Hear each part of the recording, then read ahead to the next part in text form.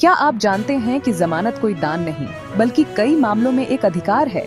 आइए न्यायपालिका परीक्षाओं के लिए महत्वपूर्ण केस कानूनों के साथ जमानत और उसके प्रकारों को जल्दी से समझते हैं।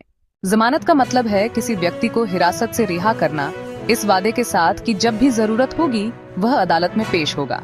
यह इस सिद्धांत पर आधारित है कि जमानत नियम है, जेल अपवाद है।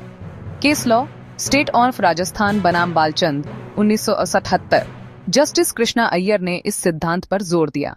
ए, रेगुलर बेल धारा 441 और 433 CRPC यह उस व्यक्ति को दी जाती है जो पहले से ही गिरफ्तार और हिरासत में है।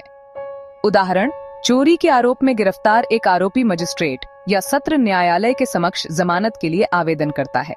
बी, एंटिसिपेटरी बेल धारा 422 CRPC गिरफ्तारी की आशंका में दी जाती है। यह एक व्यक्ति को अनावश्यक उत्पीड़न से बचाती है। केस लॉ, गुरबख्श सिंह सिब्बिया बनाम state of Punjab 1980।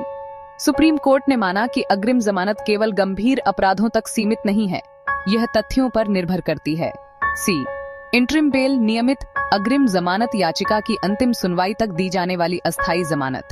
Case law, Motiram बनाम state of MP 1978। Supreme court ने इस बात पर प्रकाश डाला कि जमानत की शर्तें अत्यधिक नहीं होनी चाहिए। डी, डिफॉल्ट बेल धारा 162 CRPC, इसे स्टैट्यूटरी बेल भी कहा जाता है।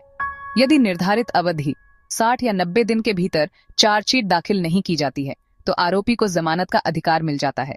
केस लॉ, उदय मोहनलाल आचार्य बनाम state of Maharashtra 2008। Default bail का अधिकार एक अकाट्य अधिकार है। हुसैनारा खातून बनाम स्टेट ऑफ बिहार 1991 में सुप्रीम कोर्ट ने जमानत को अनुच्छेद 21 के तहत त्वरित सुनवाई के अधिकार से जोड़ा। गरीबी के कारण जेल में फंसे विचाराधीन कैदियों की रिहाई पर जोर दिया गया।